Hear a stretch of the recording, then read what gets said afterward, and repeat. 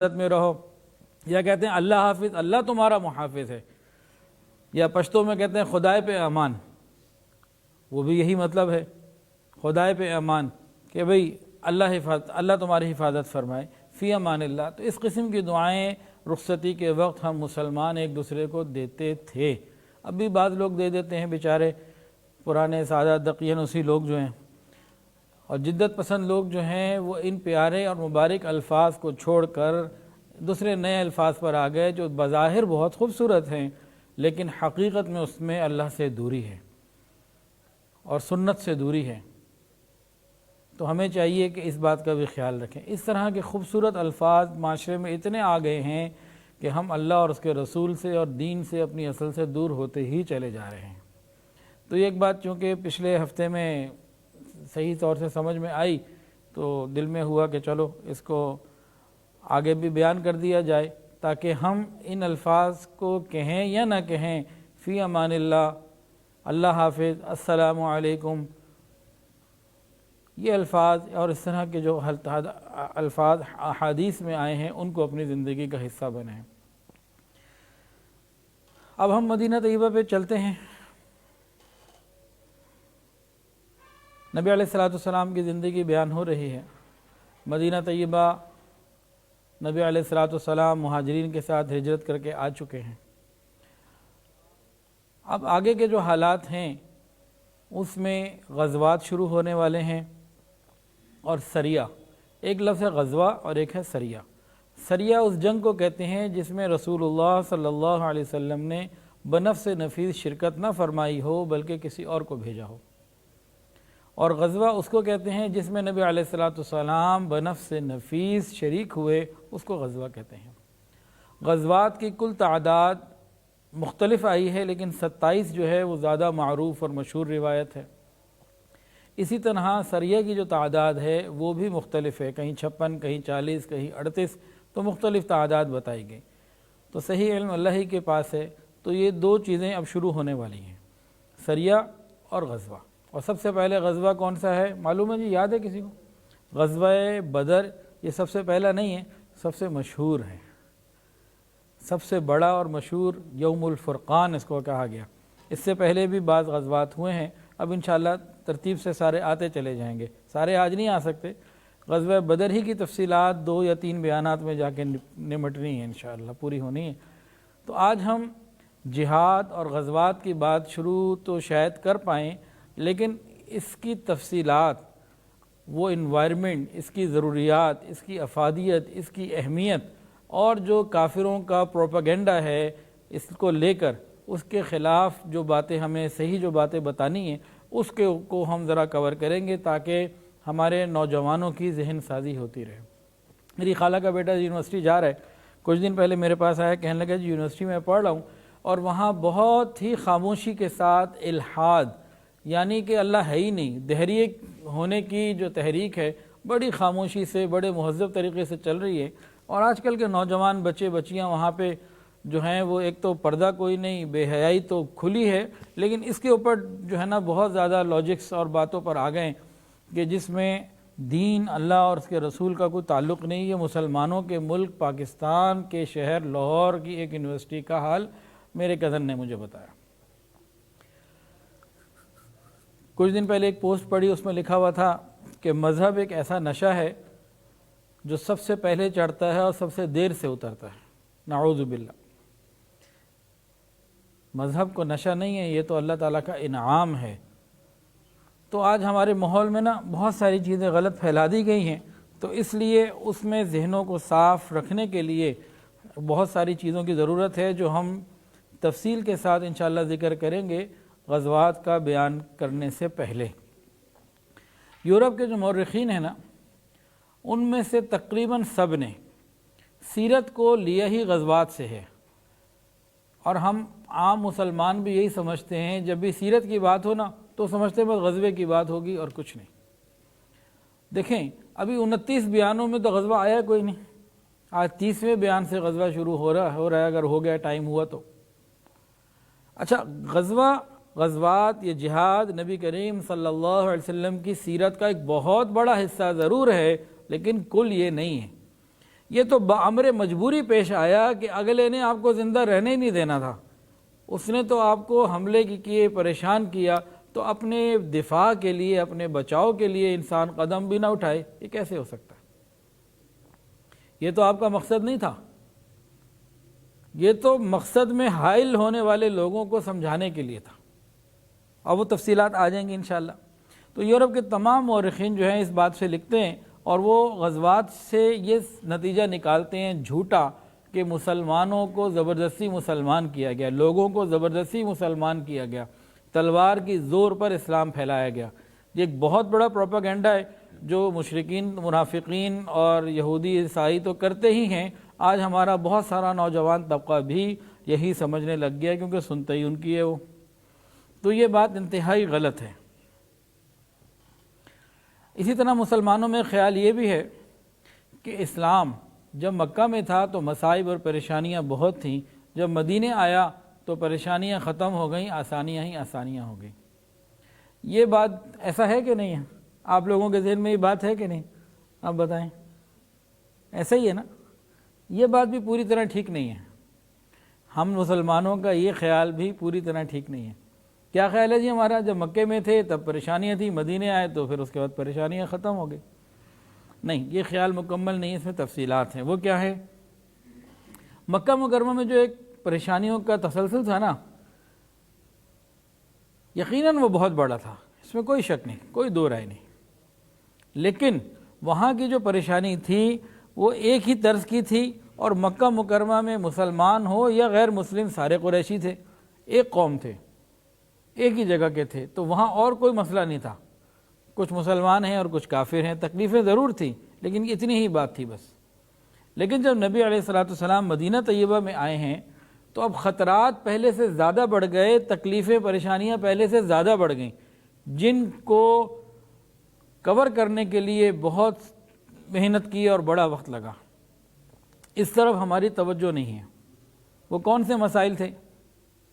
مدینہ طیبہ نبی علیہ السلام کے آنے سے پہلے ہر طرح کے خطرے سے امن میں تھا، کسی کا کوئی ارادہ نہیں تھا، نہ قریش کا نہ کسی کا کہ مدینہ پہ حملہ کرے، ورنہ اس سے پہلے ہو جاتا نا، کوئی تو آتا، کوئی بات ہی نہیں تھی۔ مدینہ طیبہ میں جو انصار تھے یہ خود دو قبیلے تھے، اوس اور خزرج۔ منافقین نے ان دونوں میں بھی کئی موقعوں پہ لڑائیاں کرانے کی کوشش کی، ایک یہ مسئلہ۔ پھر انصار اور مہاجرین یہ دونوں الگ، وہاں تو سارے قریشی تھے، یہاں تو یہ الگ آئے ہوئے تھے، ایک یہ معاملہ تھا۔ پھر مدینہ طیبہ میں یہودیوں کے 3 الگ الگ قبیلے تھے جو مستقل مسلمانوں کے لیے درد سر بنے رہے اور سازشیں کرتے رہے۔ اس کے علاوہ منافقین جو بظاہر مسلمان اپنے آپ کو کہلاتے تھے، نمازیں بھی پڑھ لیا کرتے تھے، ان میں سے بہت سے نبی علیہ السلام کے ساتھ جماعت سے مسجد نبوی میں شامل ہوا کرتے تھے، یہ الگ یہودیوں سے مل کر اور کفار مکہ سے مل کر، مشرکین مکہ سے مل کر مسلمانوں کے لیے الگ درد سر بنے رہے۔ اور جو سب سے بڑی درد سری تھی وہ تھی قریش مکہ کی، کہ بار بار وہ مسلمانوں کو تنگ کرتے رہتے تھے۔ تو مکہ میں اور مدینہ میں پریشانیوں کا اندازہ ہوا کچھ؟ جو ہماری 2 منٹ پہلے سوچ تھی اس میں کچھ فرق آیا کہ وہیں کے وہیں ہیں ہم؟ بتائیں حضرت، آپ بتائیں، آ گیا فرق؟ کہ مکہ میں ہم سمجھتے ہیں کہ پریشانیاں تھیں، مدینہ میں آسانیاں ہی آسانیاں۔ مکہ کی وہ پریشانیاں ایک گنا، ایک طرف کی تھیں، ون سائیڈ چیز تھی، وہ بہت تکلیفیں تھیں، لیکن یہاں آ کے تو چاروں طرف سے پریشانیاں آ گئی تھیں۔ اور کتنی پریشانیاں؟ نبی علیہ السلام اور صحابہ رات کو ہتھیار لگا کے سوتے تھے، نیند پوری کرنا مشکل ہوتا تھا کہ دشمن کا ہر طرف خطرہ ہوتا تھا۔ ایک مرتبہ نبی علیہ السلام نے اسی طرح صحابہ سے فرمایا تو حضرت سعد رضی اللہ تعالیٰ نے رات کو جاگ کر پہرا دیا، تو صحابہ راتوں کو جاگ کر نبی علیہ السلام کے لیے پہرا دیا کرتے تھے۔ ایک خوف کا عالم تھا، ایک تکلیف کا عالم تھا، دشمن ہر طرف سے خطرے کی وہ آماج گاہ بنا ہوا تھا۔ دیکھیں، دشمن یہ کہتے ہیں مسلمان اسلام جو ہے نا تلوار کے زور سے پھیلا، یہ جھوٹ ہے، جھوٹ ہے، جھوٹ ہے، ایسا کچھ نہیں۔ اس کے تو آج سارے جوابات دیے جائیں گے۔ آج جو ہے نا ذہن سازی زیادہ ہو گئی، یہ بھی ہونی چاہیے۔ نبی علیہ الصلوۃ والسلام جب مکہ سے مدینہ چلے آئے تو مکے والے کو کیا چاہیے تھا؟ یار ایک بندہ تھا، اپنی بات کرتا تھا، چلا گیا، اللہ اللہ خیر اللہ ختم، اب کیا ضرورت ہے اس کے پیچھے جانے کی؟ لیکن ان کو برداشت ہی نہ ہوا کہ مسلمان مدینہ سے مدینہ چلے کیوں گئے، مدینہ والے مسلمان کیوں ہو گئے، نبی علیہ الصلوۃ والسلام کا دین ترقی کیوں کر رہا ہے، یہ برداشت ہی نہیں ہوا۔ نبی علیہ السلام ابھی مدینے پہنچے، پیچھے پیچھے سے مکہ کے سرداروں نے مکہ کے سرداروں نے مدینہ طیبہ میں اپنا ایک ساتھی تلاش کر لیا، رئیس المنافقین عبداللہ ابن ابی ابی سلول۔ یہ کون تھا؟ نبی علیہ الصلوۃ والسلام کے مدینہ طیبہ آنے سے پہلے اس کو اوس اور خزرج نے، مدینہ والوں نے امیر مدینہ بنا دیا تھا۔ اس کی شاہانہ تاج پوشی، بڑی عالیشان قسم کی تاج پوشی کی رسم ہونا باقی تھی، اور یہ نامینیٹ کر دیا گیا تھا کہ اب یہ مدینہ کا سردار ہوگا۔ ادھر سے نبی علیہ الصلوۃ والسلام آ گئے تو اس کی سرداری ہو گئی ختم، اس کو اس بات کا غصہ تھا، اور یہ رئیس المنافقین بنا، اور یہ نبی علیہ الصلوۃ والسلام کی اس نے کبھی نہ مانی، اور کتنی اس نے مسلمانوں کو تکلیفیں پہنچائی، آگے سیرت میں اپنے اپنے وقت پہ آتا رہے گا۔ تو اہل مکہ نے اس رئیس المنافقین کو اپنا ہمنامہ بنانے کے لیے نبی علیہ الصلوۃ والسلام پہنچے ہیں، تو چند ہی دنوں کے بعد، ہجرت کے فوراً چند روز بعد، 2-4 سال نہیں گزرے، فوراً ہی خط لکھا۔ اس خط میں لکھا، اہل مکہ نے رئیس المنافقین کو یہ لکھا، تم نے ہمارے آدمی کو اپنے ہاں پناہ دی ہے، ہم خدا کی قسم کھاتے ہیں یا تو تم لوگ ان کو قتل کر ڈالو یا مدینے سے نکال دو، ورنہ ہم سب لوگ تم پر حملہ کریں گے اور تم کو گرفتار کریں گے، اور تمہاری عورتوں سے ہم پھر ان کے اوپر تصرف کریں گے، اپنی مرضی کریں گے۔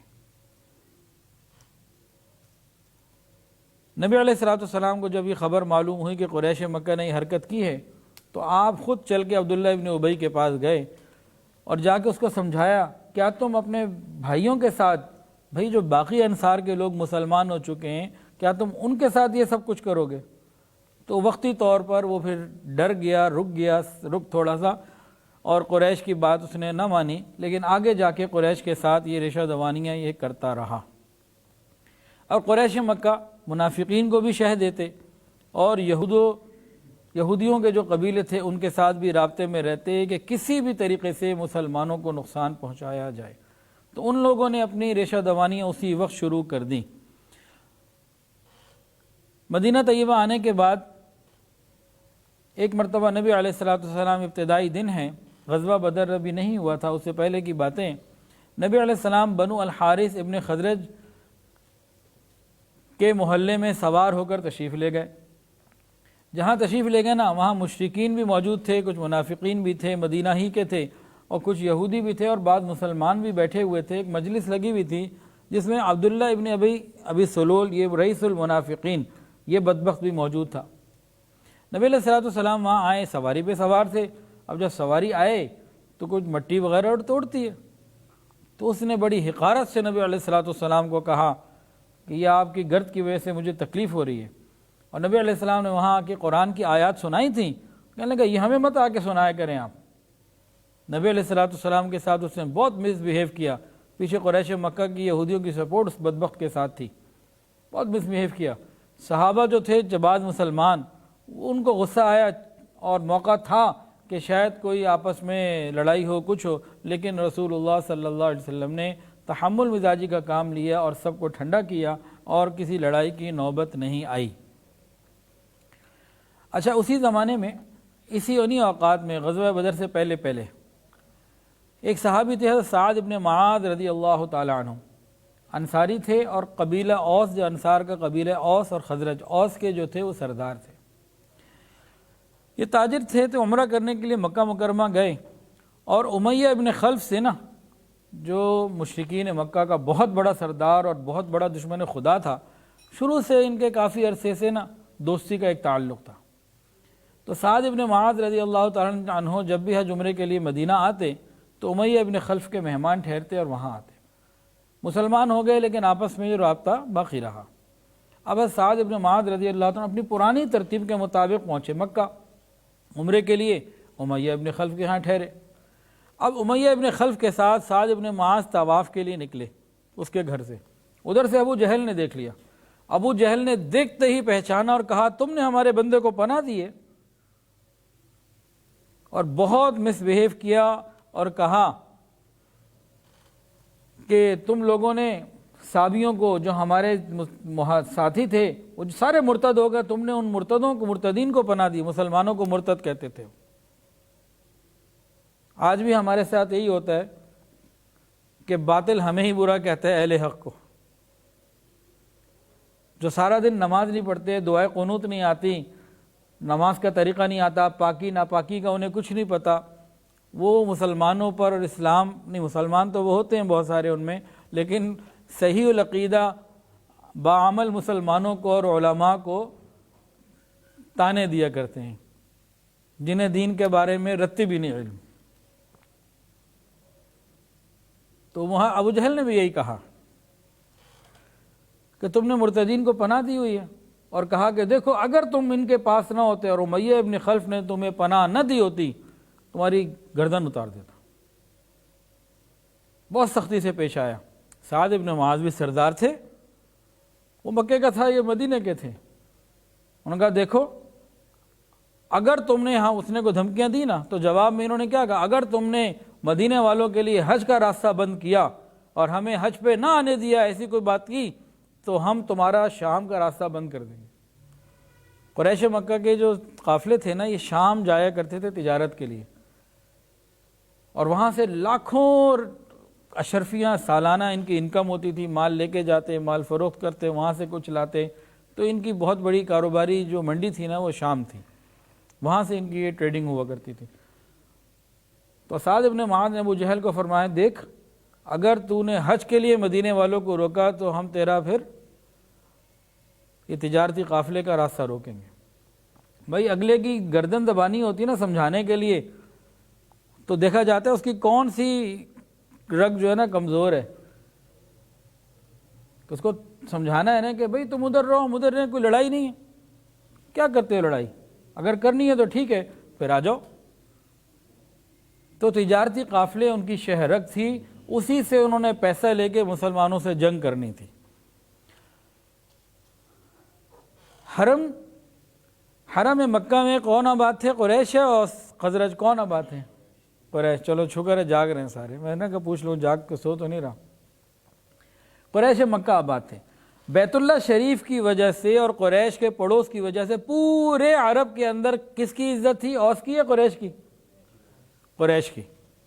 اگر یہ مکے والے سارے مسلمان ہو جاتے تو پورے عرب کے اندر اسلام فوراً پھیل جاتا کہ بھئی جن کے پاس کعبہ ہے وہ مسلمان ہو گئے، تو بس پھر رہ کیا گیا؟ یہ تو ہوئے نہیں۔ اب یہ آ گئے مدینہ۔ قریش مکہ کو اپنی اس پوزیشن کا معلوم تھا کہ ہماری پوزیشن یہاں ہے کیا حجاز کے اندر۔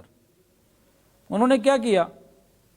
نبی علیہ الصلوۃ والسلام چلے گئے، چاہیے تو یہ تھا وہ ختم ہو گئی بات، ٹھیک ہے ہمیں تو کچھ نہیں کہہ رہے نا، وہاں گئے نمازیں پڑھتے تو پڑھنے تو ہمیں کیا کہتے۔ لیکن قریش مکہ نے کئی کام کیے۔ ایک کام تو یہ کیا کہ تمام قبائل میں مسلمانوں کے خلاف پروپیگنڈا شروع کر دیا، اور پورے عرب کے قبیلوں کو مسلمانوں کے خلاف متحد کرنے کی کوشش کی، اور سفارتی معاملات اور یہ وفود شروع ہو گئے کہ سب کو اپنے ساتھ ملا کے مدینہ پہ چڑھائی کر دیں۔ دوسرا کیا کیا؟ انہوں نے کہا کہ تجارتی ہماری قافلے ایسے ہونے چاہیے کہ زیادہ سے زیادہ تجارت کریں، اور بالخصوص جو وہ قافلہ تھا جس کو ابو سفیان رضی اللہ تعالیٰ عنہ لیڈ کر رہے تھے، اس میں مسلمان نہیں ہوئے تھے، جو غزوہ بدر کی وجہ بنا، اس میں تو خاص الخاص تمام اہل مکہ نے حصہ ڈالا۔ اگر کوئی تھوڑا ڈال سکتا تو تھوڑا ڈالا، زیادہ ڈال سکتا تو زیادہ ڈالا، حتیٰ کہ عورتوں نے اپنے زیورات بھی بیچ کے ڈالے۔ اس پورے تجارتی قافلے کا سفر کا واحد مقصد یہ تھا کہ اس سے جو مال ملے گا اس سے ہتھیار جمع کر کے تیاری کر کے مدینے پر حملہ کریں گے۔ واحد مقصد یہ تھا یہ سب کتابوں میں بات موجود. اب یہ یورپی مورخین یہ باتیں نہیں بتاتے کہ وہ تجارتی قافلہ تھا کیا. بیسیکلی وہ جنگ کی تیاری کے لیے تھا. دیکھیں آج ایک فوج کسی دوسرے دشمن ملک کی فوج پہ حملہ کر کے ان کے فوجی مارے تو ہم کیا کہیں گے؟ کوئی غلط آدمی ہو، ایک آدمی اپنے ملک میں امن سے رہتا ہے، دوسرا آدمی کو گڑبڑ کرے اور یہاں سے جواب دیا جائے اور وہاں کے 4-6 بندے مر جائیں تو ہم کیا کہیں گے؟ اپریشیٹ کریں گے؟ کہیں گے دیکھو کتنا ظلم ہے، قتل و غارت گری پھیلاتے ہیں. ہم اپریشیٹ کریں گے کہ بھئی یہ امن سے رہتے تھے، دوسرے نے امن خراب کرنے کی کوشش کی تو انہوں نے بھرپور جواب دیا. کیا کہیں گے؟ ایسے ہی کہیں گے نا. تو بھائی اگر کسی کو جان سے مار دینا جب وہ امن خراب کر رہا ہو، امن کے قیام کے لیے یہ ٹھیک ہے، تو اس کے مال کو قابو کر لینا، اس کی جنگی قوت کے اوپر قبضہ کر لینا، یہ بھی تو ٹھیک ہوا. یہ کیسے غلط ہو گیا؟ کہ اس تجارتی قافلے کا مقصد ہی یہی ہے کہ یہاں سے پیسہ جمع کر کے مسلمانوں کے خلاف استعمال کریں. تو ایسے قافلے کی طرف جانا، اس کو قتل و غارت گری کا نام دینا، یہ اگر مغربی پروپیگنڈا جھوٹا نہیں ہے تو اور کیا ہے؟ کہتے ہیں نا جی قافلہ لوٹنے گئے تھے، نبی علیہ السلام نے سنی ہوں گی نا آپ نے ایسی باتیں کبھی کہ غارت گری لوٹ مار سکھائی. ارے خدا کے بندو، ان سے کوئی پوچھے کہ نبی علیہ السلام نے کبھی قریش کے علاوہ بھی کسی قافلے پہ حملہ کیا؟ مسلمانوں کو کہو بھئی ایک آدمی اگر لٹیرا ہوتا ہے، ڈاکو ہوتا ہے، اس کا کسی ایک قبیلے سے تھوڑی تعلق ہے. ڈاکو کا تو مذہب ڈاکو ہو، ڈاکہ ڈالنا ہوتا ہے، اس کو کوئی بھی ملے. اور شام جو قافلے جاتے تھے صرف قریش کے تو نہیں جاتے تھے، حنین والوں کے بھی جاتے تھے، فلاں کے بھی جاتے تھے، سب کے ہی جاتے تھے. اگر ڈاکہ ہی ڈالنا مقصد تھا تو صرف قریش ہی کیوں؟ کہیں بھی یہ مقصد پورا ہو سکتا تھا. کیونکہ قریش کا مقصد یہی تھا کہ ان تجارت سے مال و اسباب حاصل کیے جائیں، پھر مسلمانوں پہ حملہ کیا جائے. اچھا، حرم کی مجاورت کی وجہ سے نا قریش مکہ کا ہولڈ تھا پورے عرب کے اوپر. بعض قبائل بحرین سے اور مختلف علاقوں سے اگر آتنا بھی چاہتے تھے مدینہ طیبہ تو راستے میں قریش کے جو حلیف قبائل تھے، جو قریش کے ساتھ معاہدے میں شامل تھے، وہ مسلمانوں کو آنے نہیں دیتے تھے. یہ بات بھی کبھی کوئی آپ کو یورپی سیرت نگار نہیں بتائے گا کہ قریش نے کیا کیا حرکتیں کی ہوئی تھیں. اسی طرح انہوں نے اسی پر اکتفا نہیں کیا، بلکہ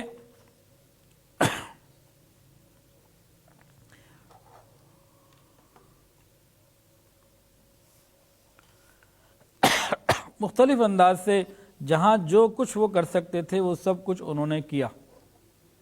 اچھا، جو جہاد کی آیات نازل ہوئیں، ایک تو ہے اذن للذین یقاتلون بانہم ظلموا، اور دوسری ہے وقاتلوا فی سبیل اللہ الذین یقاتلونکم. ان دونوں میں ایک بات کامن ہے، اور اللہ کے راستے میں جہاد کرو، ان لوگوں سے لڑو جو تم سے لڑتے ہیں. جو تم سے نہیں لڑ رہے ان سے لڑنے کا حکم نہیں ہے.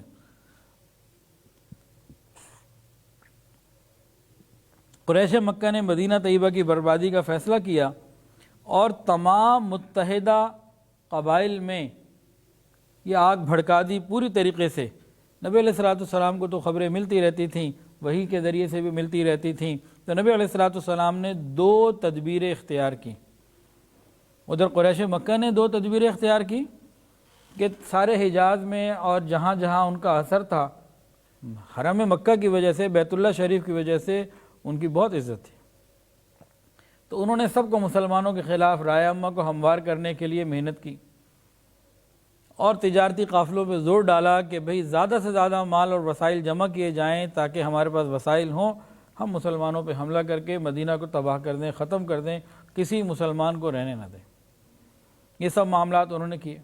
ادھر سے رسول اللہ صلی اللہ علیہ وسلم نے بھی اسی طرح کے معاملات ملتے جلتے کیے.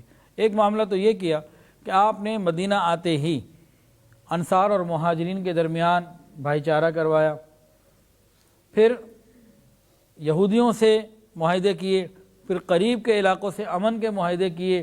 جہاں جہاں تک آپ جا سکے وہاں وہاں تک آپ نے لوگوں کو اپنے ساتھ ملایا. کہیں تو یہ بات ہوئی کہ دیکھو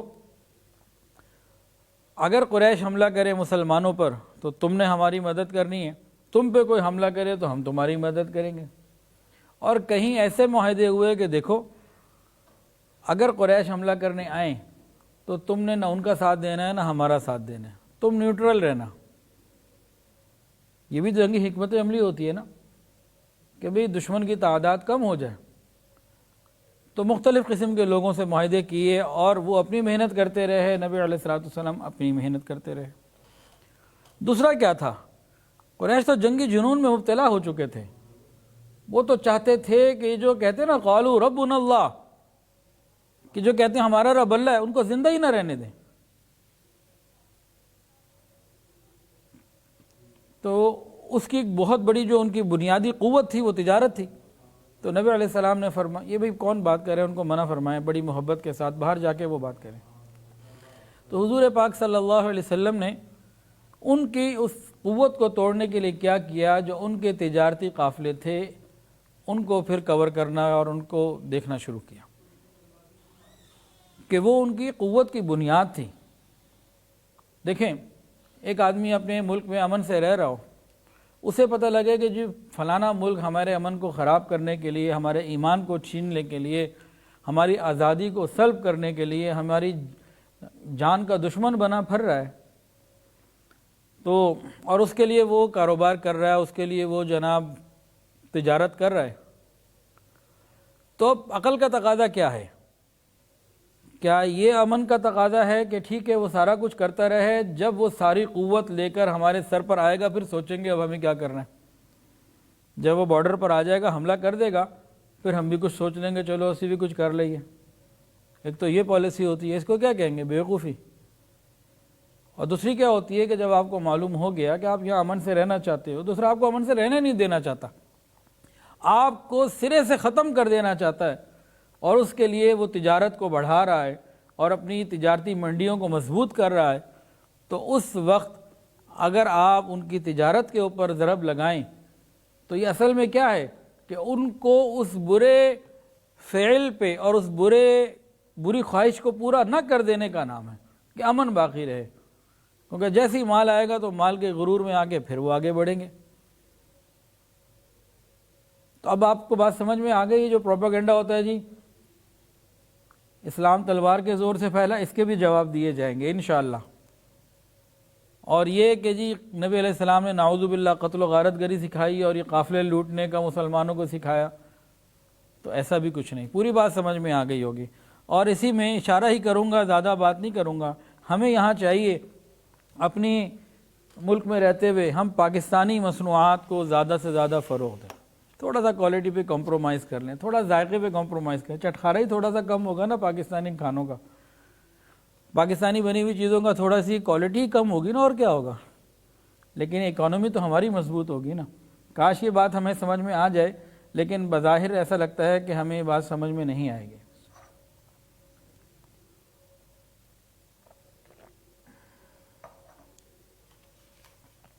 ہمیں چٹخارے لگے ہوئے ہیں، ہمیں امپورٹڈ چیزوں کا بڑا مزہ ہے، تو ہم کوشش کر کے اگر پاکستانی صحیح بنے، بی پاکستانی بائی پاکستانی، پھر اپنے ملک کو ترقی ملے گی، ہر چیز آسانی ہوگی۔ بہرحال اب ہم غزوات اور جہاد کی جو بات کر رہے ہیں اسی کو تھوڑا سا اور بڑھاتے ہیں۔ دیکھیے حضرات انبیاء کرام علیہ الصلوۃ والسلام، ان کا مبعوث ہونا ہمارے لیے بہت ہی خیر کا ذریعہ ہے۔ ہمارے اس جسم کا ہر بال اگر ایک زبان بن جائے اور انبیاء کرام کے زمین پر آنے کا اللہ سے شکر ادا کرنا شروع کرے، قیامت تک شکر ادا کرتا رہے، تب بھی اس عظیم نعمت کا شکر ادا نہیں ہو سکتا۔ اگر انبیاء کرام نہ آتے، گمراہی کی راہیں ہمیں کون بتاتا اور ہدایت کی راہیں کون سمجھاتا؟ ہدایت کی روشنی ہمیں کون دیتا؟ اللہ رب العزت کی بندگی کرنے کا صحیح طریقہ ہمیں کون بتاتا؟ اگر انبیاء نہ آتے، ہم تو جانوروں سے بدتر زندگی گزارتے ہیں۔ سعادت اور شقاوت، ہدایت اور گمراہی کا فرق ہمیں کون بتاتا؟ اور سنیے، مسجد کے بوریے کے اوپر بیٹھ کر حکومت کیسے کی جا سکتی ہے، قیصر و کسریٰ کا تختہ کیسے الٹا جا سکتا ہے، مسجد کا امام بھی ہو اور سلطنت کا امیر بھی ہو اور شیخ طریقت بھی ہو، اگر انبیاء نہ آتے تو یہ کون سکھا سکتا تھا؟ مسجد کے صحن میں قیصر و کسریٰ کے خزانے عوام میں لٹانے کا طریقہ یہ کون سکھلا سکتا تھا؟ یہ تو سوائے انبیاء کوئی نہیں سکھا سکتا تھا۔ ہماری آنکھ دیکھتی ہے نا، ہم سب اس وقت بیٹھے ہیں، آپ کی آنکھیں دیکھ رہی ہیں؟ پکی بات ہے، غصے سے تو نہیں دیکھ رہے ہیں مجھے، غور کیجئے۔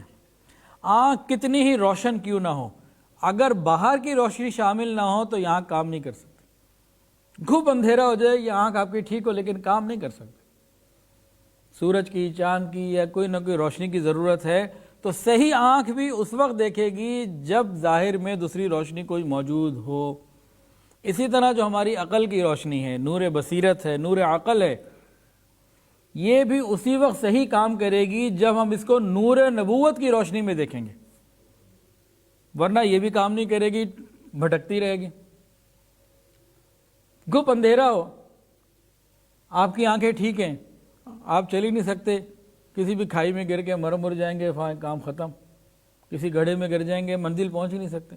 باہر کی روشنی کی ضرورت ہے اس صحیح آنکھ کو۔ اسی طرح بصیرت کو، اپنی عقل کو، اس کو صحیح راستے پہ لے جانے کے لیے نبوت کی روشنی کی، نور کی ضرورت ہے۔ نور عقل کو نور نبوت ملے گی تو پھر یہ کام پورا ہوگا اور یہ راستہ چلے گا، ورنہ ہم تو یہ پہنچ ہی نہیں سکتے تھے۔ ورنہ آج دنیا میں بڑے عقل والے ہیں جن کے پاس نور نبوت کی روشنی نہیں ہے، عقل پوری ہے، وہ کہتے ہیں جی ہم جنس پرستی بڑی اچھی ہے۔ اچھا، اس دن میرے کزن نے مجھے یہ بھی بتایا کہ باقاعدہ ہم جنس پرستی بھی، اس پہ بھی محنت شروع ہو چکی ہے ہمارے ملک میں۔ اسی طرح عقل نے انسان کو یہ بتایا کہ ایک لوگ تھے، قوم تھی، وہ یہ کہتے تھے کہ عورت سے شادی کرنی ہے تو بہن سے شادی کرو، وہ سب سے زیادہ وہ جانتی ہے بھائی کو۔ تو عقل کو انسان کو کہیں لے جاتی ہے۔ آج کل کرونا کا زمانہ چل رہا ہے نا، تو کسی نے وہ واٹس ایپ بھیجا کہ ایک بت بنا ہوا ہے یا پتہ نہیں کیا بنا ہوا ہے، اس کو اسپرے ہو رہا ہے، اب وہ ان کا خدا ہے، اب خدا کو بھی کرونا سے بچانے کے لیے، حفاظت کے لیے یہ اسپرے کر رہے ہیں۔ عقل تو پھر ادھر لے جاتی ہے۔ ہاں، عقل، نور عقل کو نور نبوت ملے تب وہ بصیرت کام کرتی ہے، جس طرح ہمارے اس آنکھوں کی روشنی کو دوسری روشنی ملے تو تب کام کرتی ہے۔ تو انبیاء کرام کو اللہ نے بھیجا، یہ اللہ تعالیٰ کا بہت بڑا احسان۔ آگے چلیے، اللہ تعالیٰ نے حضرت آدم علیہ السلام سے یہ سلسلہ شروع کیا، اور جناب رسول اللہ صلی اللہ علیہ وسلم آخری نبی، آپ کے بعد کوئی نبی نہیں جو دعویٰ کرے جھوٹا اور دجال ہے، کذاب ہے۔ حضور پاک صلی اللہ علیہ وسلم آخری نبی ہیں، فرمایا لا نبی بعدی، ختم ہو گئی بات مکمل، الحمدللہ۔ اللہ نے کیوں بھیجا؟ کہ انبیاء آئیں اور اللہ رب العزت کو حقیقی انبیاء کرام تشریف لائیں اور اللہ کے بندوں کو اللہ کی بندگی کی طرف لے آئیں، صحیح راستہ بتائیں، فرما برداروں کو جنت کی بشارت دیں، جو سرکش ہیں انہیں جہنم کے عذاب سے ڈرائیں تاکہ ٹھیک ہو جائیں۔ تو تمام انبیاء نے یہی کام کیا۔ اب جو سعید لوگ تھے نا، شریف سلیم الفطرت، انہوں نے بات کو مان لیا، اور انبیاء کے آگے ایسے ہو گئے جیسے غسل دینے والے کے ہاتھ میں میت ہوتی، جو انبیاء نے کہا وہ کیا، دنیا اور آخرت میں وہ کامیاب ہوگا۔ لیکن کچھ بد نصیب لوگ بھی تھے جنہوں نے بات کو نہ مانا، اور نہ صرف یہ کہ بات کو نہیں مانا بلکہ مذاق اڑانے پہ، دشمنی پہ، جان سے مار دینے پہ آمادہ ہو گئے۔ اب تمام انبیاء کرام علیہ السلام نے اپنی اپنی امت کو سمجھانے کے لیے بہترین کردار ادا کیا۔ اللہ کی قسم، کوئی باپ اپنی اولاد کو وہ نصیحت نہیں کر سکتا درد دل کے ساتھ جو انبیاء نے امتوں کے لیے کی، تمام انبیاء نے۔ قرآن میں آتا ہے قال رب انی دعوت قومی لیلا ونہارا فلم یزدہم دعائی الا فرارا وانی کلما دعوتہم لتغفر لہم جعلوا اصابعہم فی آذانہم واستغشوا ثیابہم وَأَصَرُّوا وَاسْتَكْبَرُوا اسْتِكْبَارًا۔ حضرت نوح علیہ السلام نے اللہ سے کہا، یا اللہ، اے پروردگار، میں دن رات، رب انی دعوت قومی لیلا ونہارا، میں دن رات ان کو تیری طرف بلاتا ہوں، میرے بلانے سے یہ دور اور ہوئے چلے جا رہے ہیں، تو آتے ہی نہیں، کانوں میں انگلیاں ڈال دیتے ہیں، سنتے ہی نہیں، اور سرکشی کرتے رہتے ہیں۔ تو جب جب یہ معاملات پیش آئے کہ انبیاء نے دعوت کا حق ادا کر دیا لیکن سننے والوں نے دشمنی میں انتہا کی اور مرنے مارنے پر آمادہ ہو گئے، تب کیا ہوا؟ بتائے گا جی کوئی؟ پچھلے انبیاء میں کیا ہوا جب ایسا موقع آ گیا کہ انبیاء نے انتہا کر دی سمجھانے کی اور ماننے والے نہ مانے، تو پھر کیا ہوا تھا جی؟ عذاب آیا تھا۔ ماشاءاللہ ماشاءاللہ، بالکل ٹھیک، بالکل ایسا ہی ہوا۔ اور عذاب کیسے آیا کہ اللہ تعالیٰ نے تمام انبیاء میں جو مومنین تھے، جو مخلصین تھے، جو انبیاء کے صحابہ تھے، ان سب کو کیا کیا؟ بچا لیا۔ اور جو دشمن خدا تھے اور دشمن رسول تھے اور دشمن صحابہ تھے، ان کے ساتھ کیا ہوا؟ ان سب کو عذاب کے ذریعے تباہ کر دیا گیا۔ کبھی عذاب آیا زمین میں دھسا دیا، کبھی پتھر برسائے، کبھی چیخ کی چنگھاڑ تھی، اور کبھی جناب ہواؤں کا عذاب آیا اور کہیں آگ میں جلا دیا، کہیں کچھ کہیں کچھ، ایسے ہی ہوا نا، کہیں فرشتوں کو بھیج دیا۔ تو یہ سلسلہ چلتا رہا۔ عذاب کس نے بھیجا؟ اللہ نے۔ سبب مختلف بن گئے، کہیں دریا بن گیا، کہیں زمین بن گئی، کہیں ہوا بن گئی، اور کہیں فرشتے بن گئے، مختلف سبب بن گئے، لیکن عذاب بھیجنے والی ذات، منتقم، انتقام لینے والی ذات وہ اللہ کی تھی، باقی تو سارے کے سارے اسباب تھے۔ تو اللہ نے کبھی دشمنوں کو زمین میں غرق کیا، کبھی پانی میں، کبھی کہیں کبھی کہیں، کبھی ہواؤں سے پارا پارا کر کے پٹخ پٹخ کے رکھ دیا، کبھی فرشتوں کو کہا کہ انہیں تباہ کر دو۔ تو یہ جو سلسلہ ہے نا، نہ ماننے والوں کی سرکوبی کا، سرکشوں کو سیدھا کر کے ختم کرنے کا، یہ تمام امتوں میں رہا۔ صرف مسلمان ہی نہیں، آج کافر بھی اس کو مانتے ہیں۔ یہ ایک یونیورسل ٹروتھ ہے کہ انبیاء سابقین کی جنہوں نے نہ مانی تو مختلف عذاب آئے اور وہ ختم کر دیے گئے، اس کو آج کافر بھی مانتا ہے۔ یہ کیا ہے جی؟ یونیورسل ٹروتھ، یہ پکی بات ہے کہ نہ ماننے والوں کی پٹائی کی گئی۔ اب آگے چلتے ہیں، ہم بڑی مزیدار بات کرنے لگا ہوں۔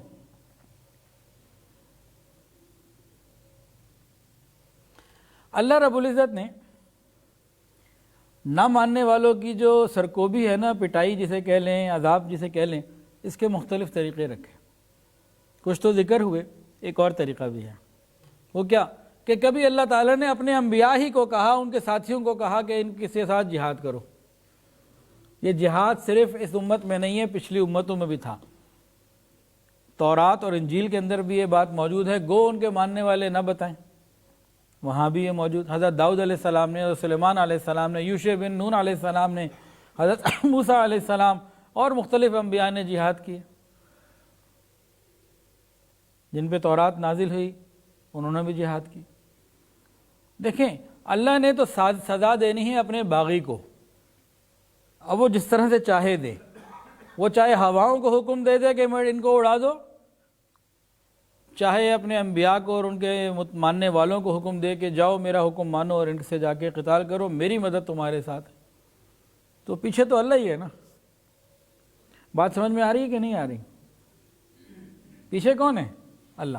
دیکھیں، اگر حکومت وقت کسی باغی کو پھانسی کی سزا دے اور جلاد کو کہے ہینگ ہم ٹل ڈیتھ، تو جلاد کی طرف دیکھیں گے کہ کیا کہیں گے؟ حکومت نے سزا دی یا جلاد نے سزا دی؟ حکومت نے سزا دی نا، جلاد کا کیا تعلق ہے؟ وہ تو ماننے والا ہے، اس نے تو حکومت کا وقت پورا کرنا ہے، حکم پورا کرنا ہے، بس اس کی اس سے زیادہ کوئی حیثیت ہے؟ تو بھائی یہ تو اللہ کا حکم ہے، تو اللہ کے بندوں نے پورا کرنا ہے، پیچھے تو اللہ ہی کی ذات ہے۔ تو تمام انبیاء کو یہ جہاد کا حکم دیا گیا۔ اللہ ذرا قرآن سنیے، قاتلوہم یعذبہم اللہ بایدیکم، ان کافروں سے جہاد و قتال کرو تاکہ اللہ ان کو عذاب دے تمہارے ہاتھوں سے۔ اور سنیے، فلم تقتلوہم ولکن اللہ قتلہم وما رمیت اذ رمیت ولکن اللہ رمی۔ اللہ اپنے محبوب کو فرماتے کہ آپ نے نہیں ان کو مارا بلکہ اللہ نے ان کو مارا۔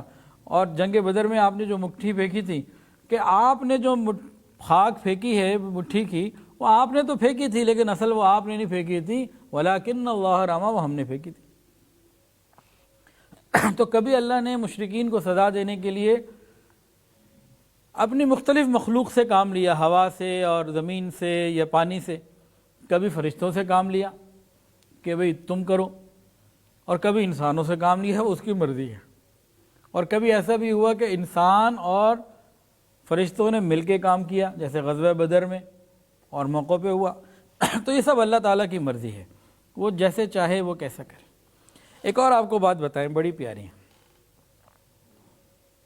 جب بھی انسانوں کے علاوہ کسی اور نے اس عذاب کے حکم کو پورا کیا نا، تو اس میں کیا تھا؟ اس میں پھر کبھی کسی کو دوسرے کو بچنے کی مہلت کوئی نہ ملی۔ ہواؤں کو حکم آ گیا اڑا دو، فرشتوں کو حکم آ گیا کہ ختم کر دو، اب کیا ہوا؟ یک لخت سب کچھ ختم کر دیا گیا، پھر کچھ نہیں بچا۔ اس کی ایک مثال سادہ سی عرض کر دوں۔ دیکھیں، نبی علیہ السلام طائف تشریف لے گئے، وہاں آپ نے کیا کیا؟ دعوت دی، انہوں نے نہ مانا، پتھر مارے۔ ادھر سے کیا ہوا؟ ملک الجبال آ گیا، جبرائیل آ گئے، آپ حکم دیں ابھی مٹا دوں۔ اگر اس وقت نبی علیہ السلام کہتے مٹا دو تو کوئی بچتا؟ کسی کے پاس تو کوئی بچنے کا چانس ہی نہیں تھا، سارے ختم ہو جاتے۔ ایسا ہی ہے جی۔ لیکن جب اللہ رب العزت نے مسلمانوں کو کہا، اللہ نے اپنے محبوب کو کہا اور جہاد کی اجازت دی، اور مسلمانوں کو کہا کہ تم ان کافروں سے لڑو جو تمہیں بیٹھنے نہیں دیتے، تمہیں مارنا چاہتے ہیں، جو پرامن ہے، اور سارا مکے کو چھوڑ کے سارا عرب پرامن تھا، اور تو کسی سے نہیں کہا ان سے جا کے لڑو، ان سے جا کے لڑو۔ اور انسانوں نے انسان پہ حملہ کرنا تھا، اس میں زیادہ آسانی ہے بجائے یہ کہ اس میں تو 1 منٹ میں آنن فانن سب ختم۔ یہاں کیا ہوا؟ کتنے ایسے مقامات پہ جب دشمنوں نے یہ دیکھا، اللہ کے باغیوں نے یہ دیکھا کہ بھئی قوت میں ہم زیادہ، تعداد میں ہم زیادہ، ہر چیز میں ہم زیادہ، اور فرشتے ان کی مدد کر رہے ہیں، ان کے ساتھ پتھر کیا، درخت کیا، سب ان کی مدد کر رہے ہیں، تو ان میں سے بہت سو کی عقلوں نے کام کیا کہ نہیں بھائی مسئلہ کچھ اور ہی ہے، ہم نہیں سمجھ رہے، مان لو۔ تو یہ بھی تو رحمت ہے نا، جو دوسری مخلوقات سے عذاب آئے وہ تو بس آنن فانن سب صفا چٹ، اور جب یہ معاملہ تھا تو اس میں رحمت کے عنصر بہت موجود۔ یہ کفر کیا ہے؟ اللہ رب العزت سے بغاوت ہے، اور آج عام دنیا کے اندر بھی بغاوت کی سزا کیا ہے؟ موت۔ اور دوسروں میں جو مجرمین ہوتے ہیں نا، ان کو چھوڑ دیا جاتا ہے۔ ہر سال ہم دیکھتے ہیں عید کے موقع پہ اتنے مجرمین کو چھوڑ دیا، بھئی ان کی سزا کم کر دی، فلاں کر دی، لیکن باغیوں کو نہیں چھوڑا جاتا۔ تو اللہ کے اور اللہ کے رسول کے جو باغی ہوتے ہیں ان کے ساتھ پھر یہ معاملہ کچھ اور ہی ہے۔ تو اس لیے ہمیں ان باتوں کو صحیح طریقے سے سمجھنے کی ضرورت ہے۔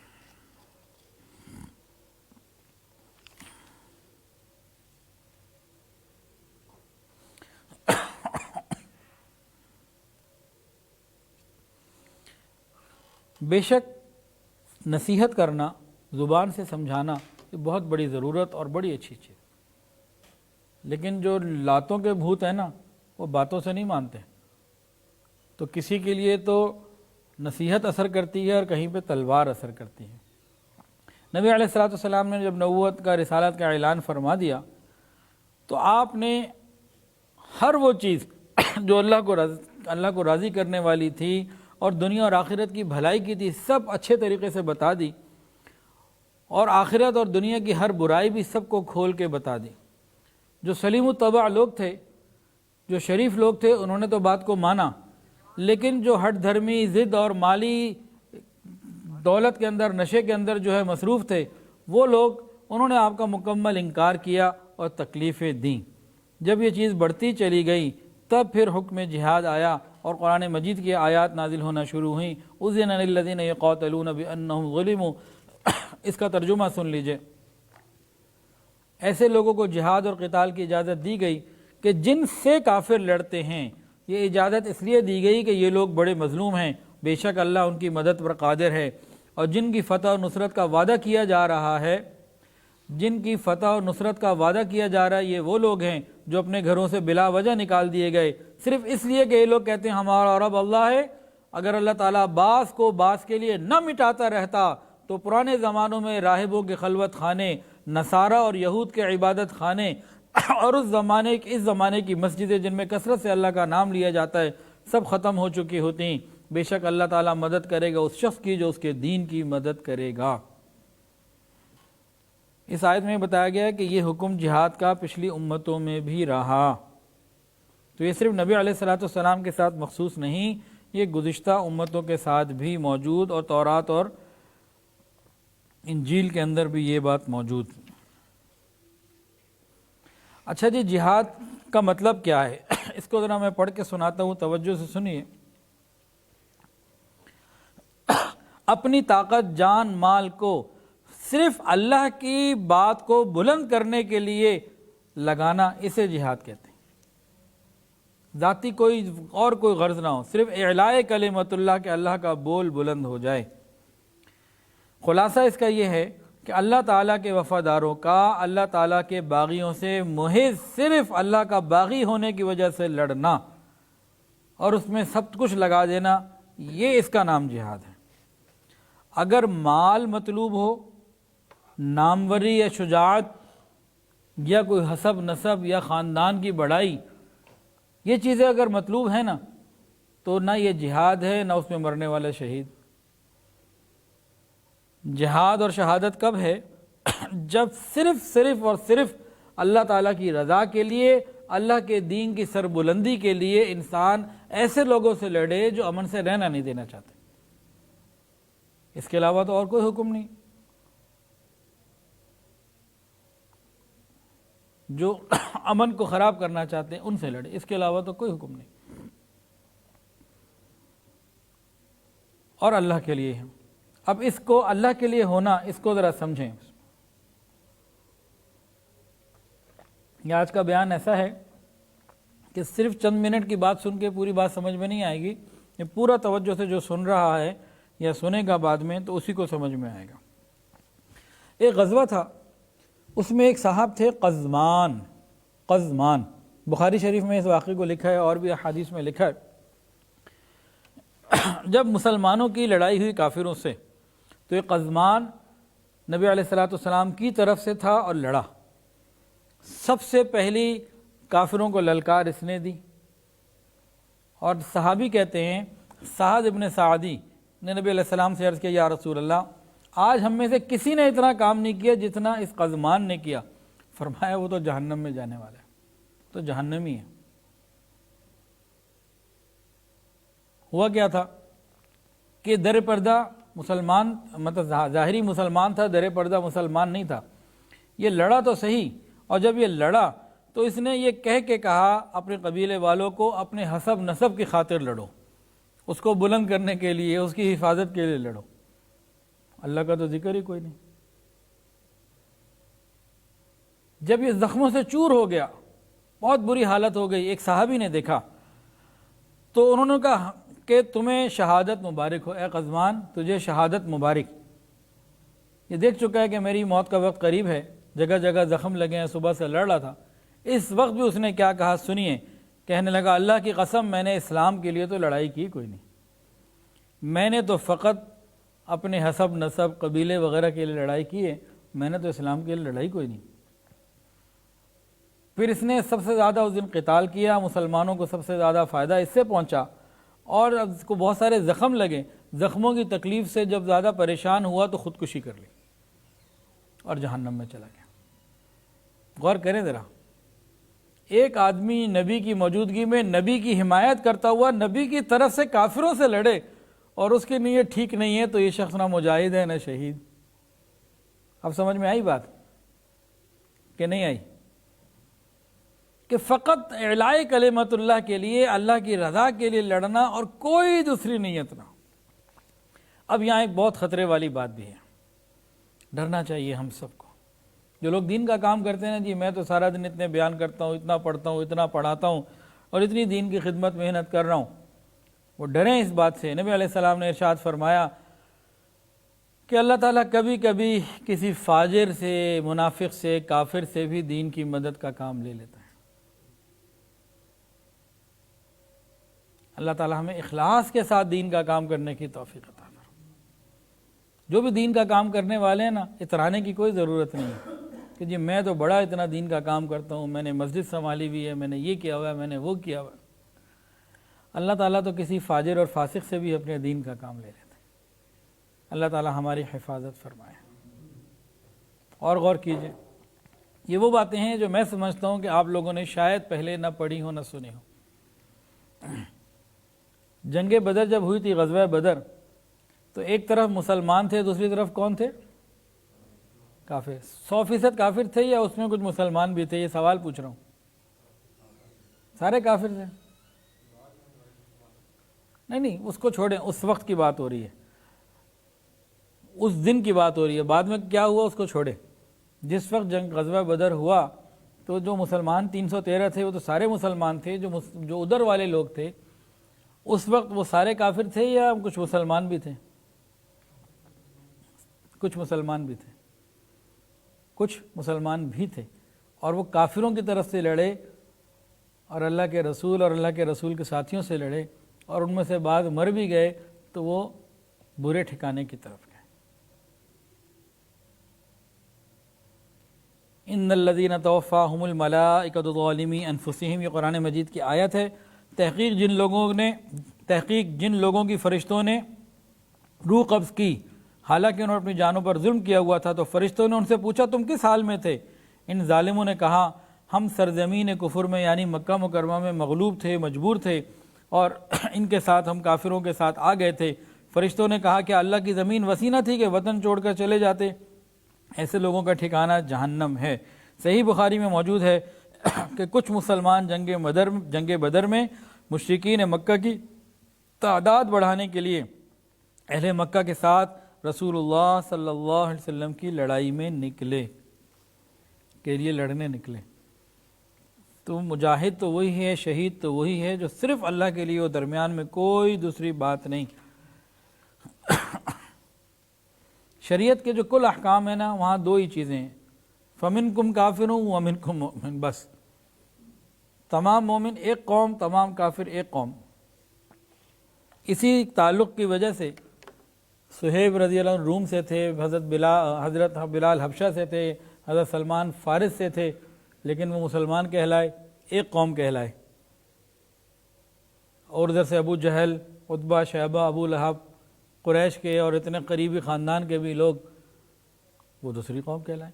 اللہ کے ہاں دو ہی چیزیں، فَمِنْكُمْ كَافِرٌ وَمِنْكُمْ مُؤْمِنٌ۔ جہاد فی سبیل اللہ کے لیے بہت سارے احکامات اور آداب ہیں، بڑی سخت اس کی شرائط ہے۔ ان میں سے اس طرح کچھ سن لیجئے۔ فرمایا جب جہاد کے لیے گھر سے نکلو تو اللہ کا نام لے کے نکلو، اتراتے ہوئے اکڑتے ہوئے نہ نکلو، آپس میں ایک دوسرے سے جھگڑا نہ رکھو، اور اللہ اور اس کے رسول کی اطاعت ہر وقت پیش نظر رکھو، مقابلے کے وقت ثابت قدم رہو، صبر اور تحمل سے کام لو، عین موقع میں بھی اللہ تعالیٰ کے ذکر سے غافل نہ ہو، کثرت سے اللہ کا ذکر کرو، ہر حکم میں اللہ اور اس کے رسول کی اطاعت کرو، آپس میں بالکل جھگڑا نہ کرو، اور کافروں کی طرح نہ ہو جاؤ جو دکھلاتے ہوئے آتے ہیں، اپنی شان و شوکت، عاجزی کے ساتھ رہو، اپنی کثرت اور ساز و زمان پر کبھی مغرور نہ ہو، اور قلت ہو تو کبھی گھبرانا نہیں، اللہ پہ بھروسہ رکھو۔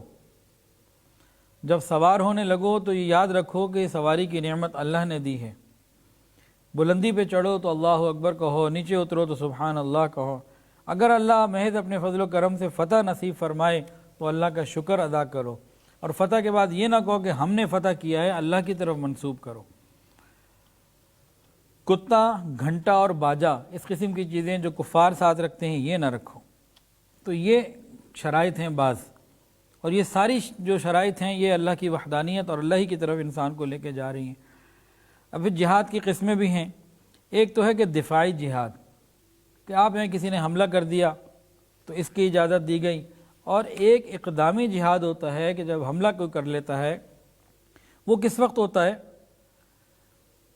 یہ جو دوسری قسم ہے نا اقدامی جہاد، یہ اس وقت ہے کہ جب کفر کی قوت سے اسلام کی آزادی کو خطرہ ہو، تو ایسی حالت میں اسلام اپنے پیرووں، اپنے ماننے والوں کو حکم دیتا ہے کہ تم اب جارحانہ حملہ کر سکتے ہو، کہ جب دشمنوں کی طرف سے ایسا خطرہ نہ ہو تو پھر کوئی مسئلے کی بات نہیں ہوتی۔ جب دوسرا آپ کو اپنے گھر میں رہنے نہ دے تو پھر انسان کو بعض دفعہ ایسا کرنا پڑ جاتا ہے۔ اور شریعت اسلامیہ میں جہاد کا حکم کفار محاربین ان کے ساتھ ہے جو لڑنے پر آمادہ ہوں، جو آپ کو زندہ نہ رہنا دینا چاہتے ہوں، مارنے پر آمادہ ہوں، ان کے ساتھ ہیں۔ باقی کفار جو امن سے رہنا چاہتے ہیں ان کے ساتھ نہیں ہیں۔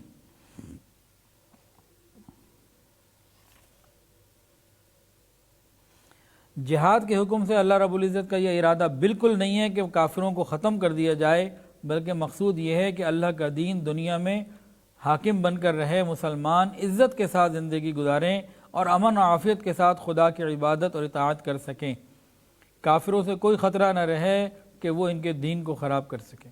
اسلام اپنے دشمنوں کے نفس وجود کا دشمن نہیں ہے، کہ بھی دنیا میں دشمن بھی ہیں تو رہیں، ان کا کوئی مسئلہ نہیں ہے، لیکن ایسے دشمنوں کے خلاف ہے جو مسلمانوں کو امن سے رہنے نہ دیں، اور دنیا کی ہر بات اس کو بالکل عدل و انصاف کے مطابق جانتی ہے۔ مسلمانوں کا جو جہاد اور جنگ ہے اس کا مقصد یہ ہوتا ہے کہ عدل و انصاف اور امانت اور صداقت کی جو ہے نا وہ کثرت ہو جائے، رشوت، چوری، بدکاری، زناکاری، بے حیائی اور تمام برائیاں ختم کر دی جائیں۔ جو ان مقاصد کے لیے جنگ کی جائے وہ تو دنیا کی خاص ضرورت ہوا کرتی ہے۔ اچھا جی، بعض لوگ کہتے ہیں کہ جی جبر کے بارے میں کہ اسلام میں نا جبری لوگوں کو مسلمان کیا جاتا ہے، تو میں چاہ رہا ہوں کہ یہ بات بھی ابھی کر لوں، چند منٹ زیادہ آپ کے لگ جائیں گے، اس کی معذرت، لیکن بہرحال اس بات کو بھی آج سن لیجئے۔ اس بارے میں نا حضرت مولانا علامہ محمد ادریس کاندھلی رحمۃ اللہ علیہ نے اپنی کتاب سیرت مصطفیٰ میں 10 جوابات لکھے۔ کہتے ہیں جی مسلمانوں نے تو تلوار کے زور سے کام کیا، تلوار کے زور سے پہلا جبری مسلمان کر لیا کرتے تھے، لوگوں کو جبر کے ساتھ زبردستی کیا کرتے تھے۔ ان کے جوابات سن لیجئے۔ جہاد لوگوں کو جبراً مسلمان بنانے کے لیے نہیں، بلکہ اسلام کی عزت اور ناموس کی حفاظت کے لیے ہے، اور دنیا کی کوئی قوم بغیر حکومت کے، قوت کے اپنا بچاؤ نہیں کر سکتی۔ آج مخالفین اسلام آسمان سر پہ اٹھائے ہوئے ہیں اور زبان اور قلم سے ڈھنڈورا پیٹتے رہتے ہیں کہ اسلام بزور شمشیر پہلا۔ ان بیچاروں کو یہ نہیں معلوم کہ شریعت اسلامیہ میں مسلمان ہی وہ کہلاتا ہے جو بررضا و برغبت مسلمان ہو۔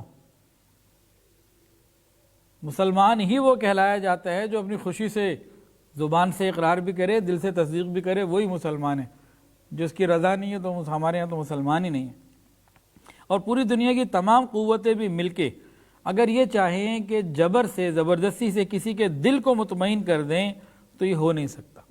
اور ہم دیکھتے ہیں کہ جو صحابی بنے، جو کفار مکہ میں سے یا انصار مدینہ میں سے مسلمان ہوئے، انہوں نے جان مال سب قربان کر دیا۔ بھئی اگر کوئی مجبوری تھی تو جب موقع ملتا اس مجبوری کو دور کر کے واپس مسلمانی کو چھوڑ دیتے، تو زبردستی تو نہیں ہے نا۔ صحابہ کرام 13 سال تکلیفیں مکہ میں برداشت کرتے رہے۔ اسلام انہوں نے 1000 رغبتوں کے ساتھ قبول کیا تھا۔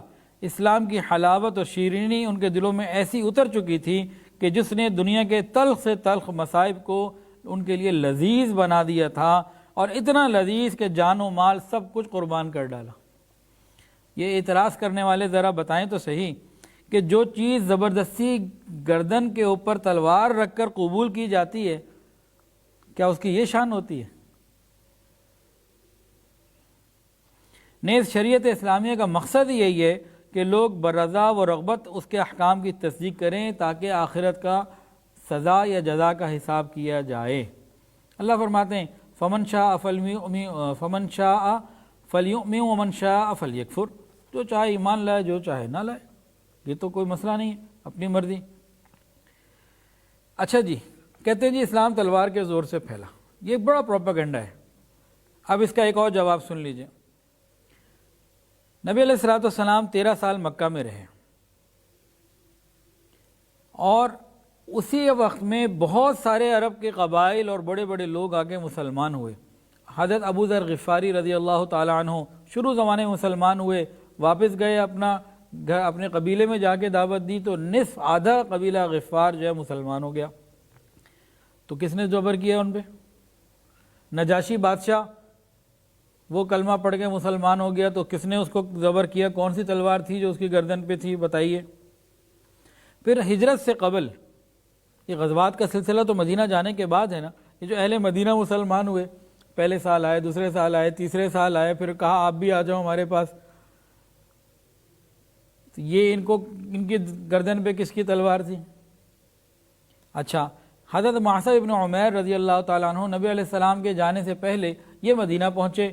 انہوں نے جب جا کے دعوت دی تو بہت سارے لوگ مسلمان ہوئے، بلکہ ایک دن تو ایسا تھا کہ تمام قبیلہ بنی عبد الاشل مدینہ میں ایک ہی دن میں مسلمان ہو گیا. بھئی ان پہ تلوار کس کی تھی؟ اپنے شہر میں رہتے تھے. اور یہ سارے قبائل اور یہ بہت سارے اور لوگ اور چاروں خلفاء راشدین یہ سب کا سب جہاد کا حکم آنے سے پہلے مسلمان ہو چکے تھے، ان پہ تو کوئی تلوار نہ تھی.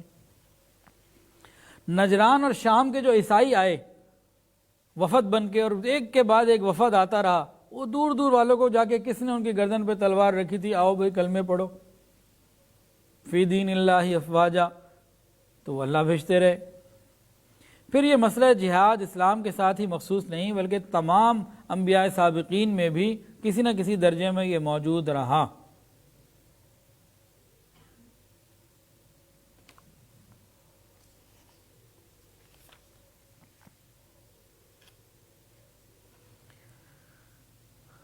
اگر اسلام زبردستی جبر سے پھیلتا تو اسلام لانے والے اسلام پر اتنے عاشق اور فریفتہ نہ ہوتے کہ وہ مسجدوں میں عبادت کم کرتے تھے، تنہائیوں میں عبادت زیادہ کیا کرتے تھے، لوگوں کے سامنے کم مال خرچ کرتے تھے، تنہائیوں میں لوگوں کی زیادہ مدد کیا کرتے، اور اپنی جان قربان کر دینا سعادت سمجھتے تھے. جب شہادت کا وقت آتا تو یوں کہتے تھے فزت ورب الکعبہ، رب کعبہ کی قسم میں تو کامیاب ہو گیا. یہ وہی کر سکتا ہے، یہ اسی کی زبان سے نکل سکتا ہے، یہ اعمال وہی ادا کر سکتا ہے جس کے دل کے اندر اسلام رچ بس گیا. آگ میں زندہ جل جانا پسند ہو، اسلام چھوڑنا پسند نہ ہو، اولاد ذبح ہو جائے یہ پسند ہو بنسبت اس کے کہ اسلام کے اوپر کوئی بات آئے، دین ایمان کے اوپر کوئی بات آئے. تو بھئی یہ جو آج کا بیان تھا اس میں تاریخی باتیں تو زیادہ ذکر نہیں ہو سکیں. یہی چیز کو کلیئر کیا گیا کہ بھئی اسلام تلوار کے زور سے نہیں پھیلا، تلوار تو اسلام کو مٹانے کے لیے اٹھائی گئی، پھیلانے کے لیے نہیں اٹھائی گئی. نبی علیہ السلام مدینہ آ گئے تھے، کافر چھوڑ دیتے، چلو کام ختم ہو گیا بھئی، چلو اب کام ختم کرو، گئے تو گئے، لیکن ان لوگوں نے وہاں نہیں رہنے دیا.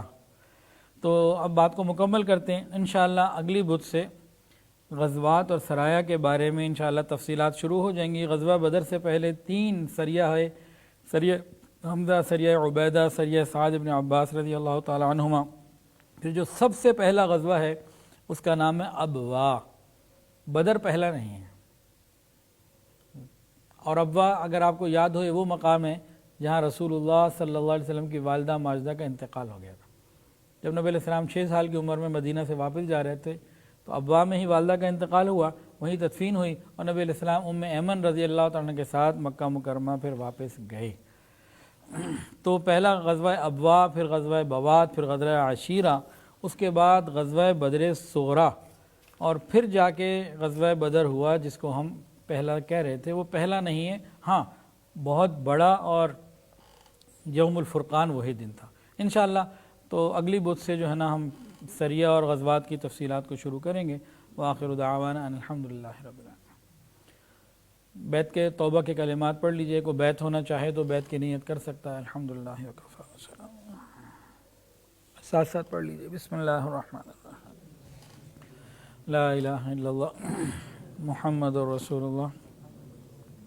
اشہد ان لا الہ الا اللہ واشہد ان محمدا عبدہ ورسولہ. استغفر اللہ ربی من کل ذنب واتوب الیہ. استغفر اللہ ربی من کل ذنب واتوب الیہ.